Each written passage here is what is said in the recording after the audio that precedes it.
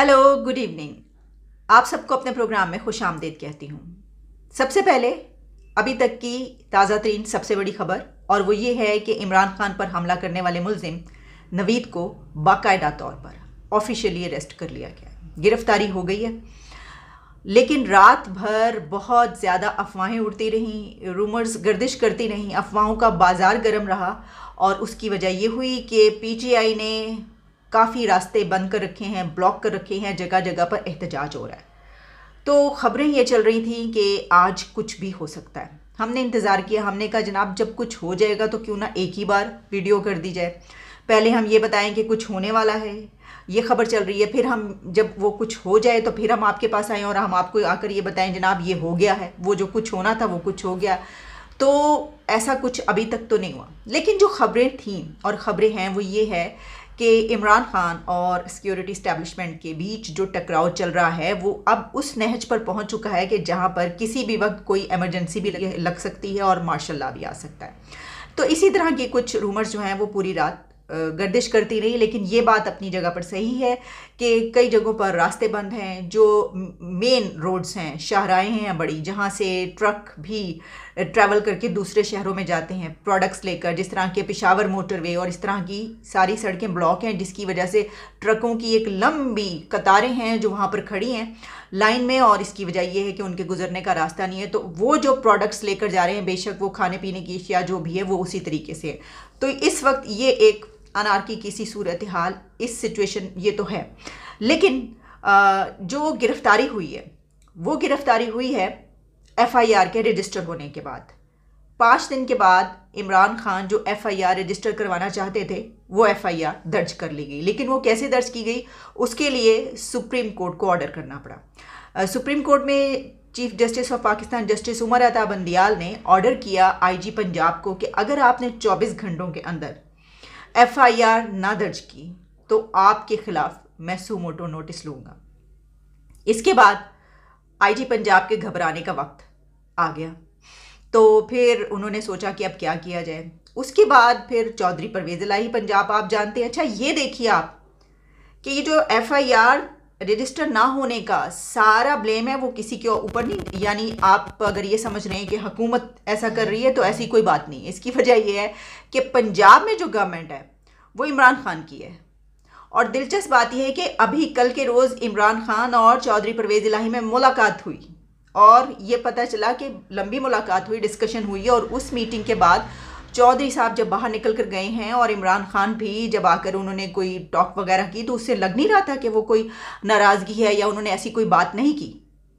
तो उसके बाद जो एफआईआर रजिस्टर की गई उसकी सबसे बड़ी खबर यह है कि उसमें इमरान खान ने जो 3 नाम लिए हैं उन 3 नामों में से कोई भी नहीं है। यानी एफआईआर तो कट गई, लेकिन उसके अंदर इमरान खान के ने जो जिनको ब्लेम किया, जैसे कि आप जानते हैं प्राइम मिनिस्टर, होम मिनिस्टर और इसके अलावा डीजीसी जनरल फैसल, उनके किसी का भी नाम उसके अंदर शामिल नहीं है। तो एफआईआर तो इस तरह कटी है। और फवाद चौधरी ने और पीटीआई की जो लीडरशिप है उनकी तरफ से ये कहा गया है कि ये एक कागज़ का टुकड़ा है, हमारे नज़दीक इसकी कोई अहमियत नहीं है, ये तो एक कागज़ का टुकड़ा है। अच्छा, अब आपको मैं ये भी बताए चलूँ कि अभी थोड़ी देर में ही इसके लिए अदालत लगेगी और उसमें ये मामला जो है पेश किया जा रहा है, क्योंकि वो जो नवीद है उसको भी पेश किया जाएगा, तो एफआईआर की बात भी होगी। तो देखते हैं कि उसके ऊपर अब क्या सामने आता है। अच्छा, उन्होंने अपना जो प्रोटेस्ट है खान साहब का वो भी अब 2-3 दिन आगे हो गया। आप जानते हैं उन्होंने पहले मंगल को कहा, अब वो थर्सडे को। अच्छा, इसकी वजूहत ये बताई जा रही है कि आपको पता है सुर्ख चांद, लाल चांद। तो चांद क्योंकि लाल हुआ है तो सितारे नजूमियों का जो अलूम है वो ये बताता है कि जनाब ये जो हालात हैं ये तो बड़े ख़राब हैं, तो ये दिन जो है ये ठीक नहीं है। तो कहा यह जा रहा है कि इस बिना पर हुआ है, हम नहीं जानते किसी, लेकिन अफवाहें गर्दिश करी, बात कही जा रही कि हो सकता है ये, क्योंकि चांद ग्रहण, सूरज ग्रहण जब होता है तो वैसे भी लोग कर लेते हैं ना इस तरह के। आमतौर पे लोग ये मानते हैं कि अच्छा इस वक्त ये नहीं करना चाहिए ना, तो हो सकता है कि उस वक्त एहतजाज करना या लॉन्ग मार्च दोबारा स्टार्ट करना भी अच्छा ना हो। बहरहाल ये वजह या जो भी वजह है उसमें, बल्कि मैं तो देख रही थी कि नजूमी तो ये भी कह रहे थे कि 2023 भी बड़ा भारी है, वो भी सितारा गर्दिश में है खान साहब का, कोई अच्छा नहीं है। तो फिर क्या करेंगे हम, फिर तो ये अगले साल तक ले जाना पड़ेगा। लेकिन इसमें एक और दिलचस्प बात ये हुई कि इमरान खान ने एक इंटरव्यू दे दिया, और वो इंटरव्यू दिया है CNN को, और CNN को इंटरव्यू दिए जाने के दौरान उनसे एंकर पर्सन ने कई मरतबा ये सवाल पूछा कि आपने जो FIR में नाम लिए हैं, आपके पास क्या एविडेंस है कि आप वो नाम ले रहे हैं। लेकिन इमरान खान से जब पहली बार उन्होंने ये सवाल किया कि ये बड़ा अहम है, बड़ा क्रूशल ये मामला है और इसके ऊपर आपने सिटिंग प्राइम मिनिस्टर का नाम लिया है, होम मिनिस्टर का नाम लिया है, DGC का नाम लिया है, तो आपके पास एविडेंस है। इमरान खान ने कहा पहले मैं आपको इसका जो मेरे पर हमला हुआ है उसका पस मंज़र बताना चाहता हूँ, बैकग्राउंड बताना चाहता हूँ। वो शुरू हो गए बैकग्राउंड बताना। फिर उनको एंकर पर्सन ने रोका और उन्होंने कहा कि वो तो मुझे पता है, लेकिन मैं ये जानना चाह रही हूँ कि क्या आपके पास इसकी कोई एविडेंस है जो आप इल्ज़ाम लगा रहे हैं, मतलब कुछ तो होगा ना किसी बिना पर, क्या ये हुआ तो आप इसलिए कह रहे हैं कि ये इनका है। तो इमरान खान उसका जवाब नहीं दे सके। तो वो वाली वीडियो बार बार चल रही है कि देखिए इनके पास कोई एविडेंस है नहीं। अब इसमें यह है, देखिए मामला है बहुत सेंसिटिव।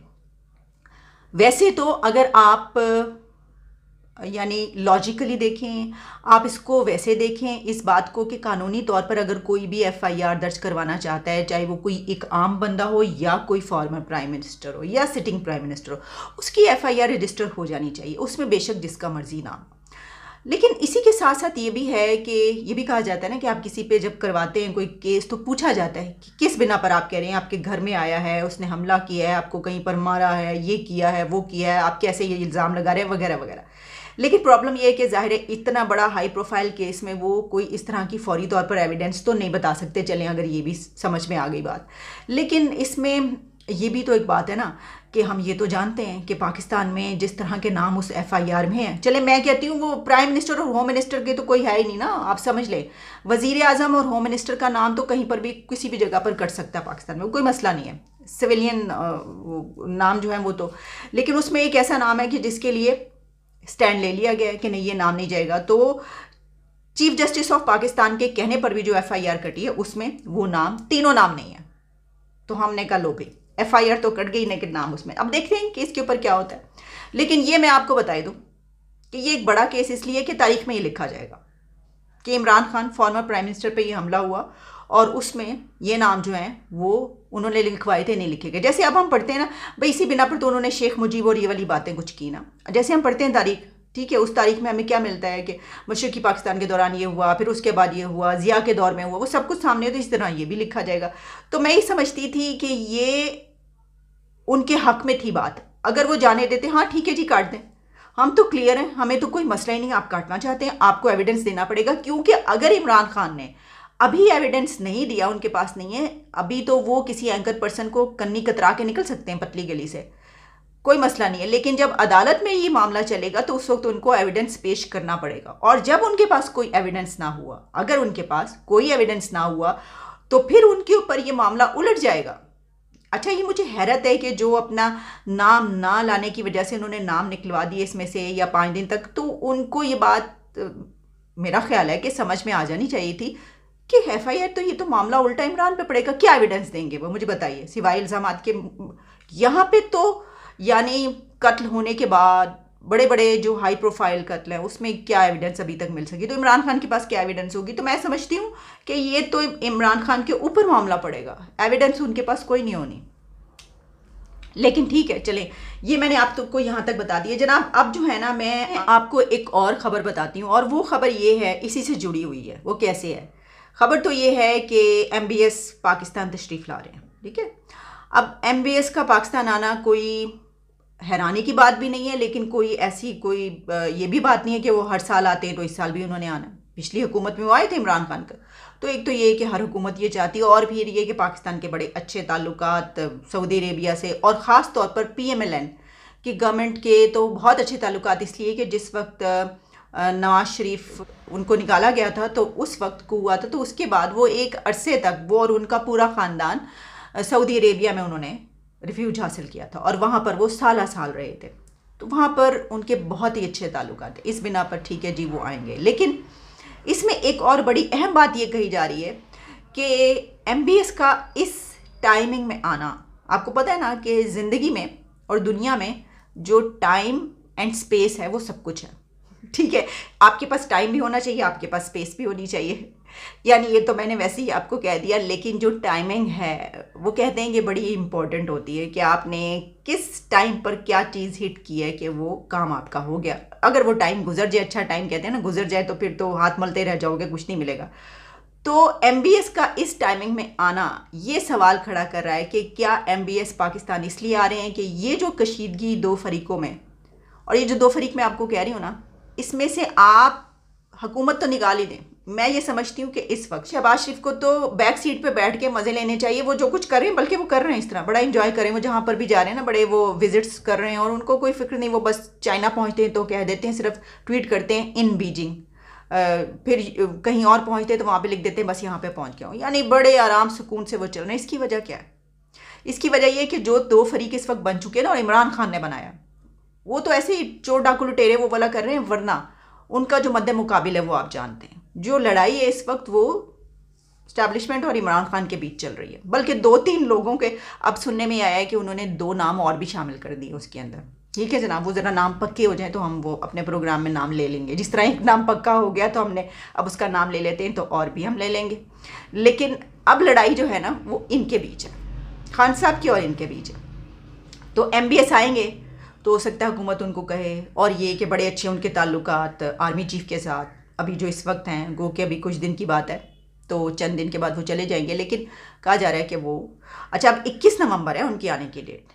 अब आप जानते हैं कि नवंबर में क्या होना है, और वो भी 21 के आसपास, बल्कि 21 से पहले ये ऐलान शलान हो जाना है। तो मुझे तो डर इस चीज़ का है कि क्या ये एमबीएस का दौरा हो भी पाएगा या नहीं, कहीं कैंसिल तो नहीं हो जाएगा। क्यों बोला? वो इसकी वजह ये है कि 21 तक नाम सामने आ चुका होगा, मामलात हो चुके होंगे कि जी ये समरी चली गई और ये, तो उसके बाद इमरान खान ने जो अपना ये प्रोलॉन्ग कर रहे हैं, आगे कर रहे हैं, उसकी वजह ये है कि वो ये चाह रहे हैं कि वो इस वक्त शुरू करें और फिर चलते चलते उन डेट्स को ये लॉन्ग मार्च हो रहा और वो खड़ा कर दें कोई। तो कहीं ऐसा तो नहीं होगा कि इससे पहले जब इमरान खान 2014 में शायद धरना जब कर रहे थे, या उसके बाद वाला था, तो उस वक्त चाइना के प्रेसिडेंट ने आना था तो वो नहीं आ सके थे, क्योंकि वो उस वक्त रेड जोन में और हर जगह पर वो बैठे हुए थे। तो ऐसा ना हो कि इस मरतबा भी कोई ऐसी सिचुएशन हो कि एमबीएस जो है, लेकिन अगर वो कोई बीच बचाव करवाने का उनका इरादा है तो हो सकता है कि फिर तो वो हर सूरत में आए। अच्छा, बीच बचाव की जो सूरत हाल है वो इसलिए करवा सकते हैं, या बात ये की जा रही है कि पहले कई मरतबा ऐसा हो चुका है कि पाकिस्तान की हुकूमतों के मामलात इंटरनल भी और एक्सटर्नल भी, उसमें सऊदी अरेबिया एक इम्पॉर्टेंट रोल प्ले करता रहा है। तो हो सकता है इस मरतबा भी ऐसा हो। तो जनाब ये है अभी तक की सूरत हाल जो मैंने आपको बता दी। ये पता नहीं चलता, अचानक से जो है वो ख़बरें आना शुरू होती हैं इस्लामाबाद से कि यहाँ पर ये है, यहाँ पर ये है, हालात बहुत ख़राब हो गए हैं और अभी भी कल से यही हो रहा है। तो किस वक्त क्या हो जाए? तो आपको मैं ये बताऊं कि 2014 से लेकर 2014 में लॉन्ग मार्च किया था इमरान खान साहब ने, और अब तकरीबन ये 1 साल के बाद 10 साल हो जाएंगे। पूरी एक दिहाई, 1 डेकेड गुजर गया है पाकिस्तान में अफरा तफरी और नफ़रत की सियासत का। एक दिहाई गुजर गई, 10 साल, 2014 से अब 2023 नेक्स्ट ईयर आ रहा है। तो और इसी के साथ मैं ये भी देख रही थी, सोच रही थी कि 2007 में इमरजेंसी लगी थी। तो 15 साल गुजर गए, और वो जो अब जो है दोबारा से इमरजेंसी की ये रूमर्स उड़ती रहती है कि किसी भी वक्त इमरजेंसी या मार्शल आ सकता है। तो आप देखिए कि हमने ये दिहाई, ये डेकेड, ये पूरा, इससे पहले हम पहले जंगें लड़ते रहे उसकी दहशतगर्दी की, और उसके बाद जो ये आया, ये 1 डेकेड आया, ये 2 डेकेड्स आए, वो हमने इस तरह की अफरा तफरी की सियासत में सड़कों पर गुजार दी, और अभी भी ऐसी, और टकराव में, और कुछ नहीं हो सका। और हमारे हमसाया कंट्रीज़ तरक्कियों में कहाँ पर पहुँच चुके हैं। तो मैंने कहीं ये बात लिख दी, तो नीचे आकर एक साहब या जो भी हैं वो उसकी के पीछे अकाउंट के, उन्होंने लिखा गुलामाना सोच।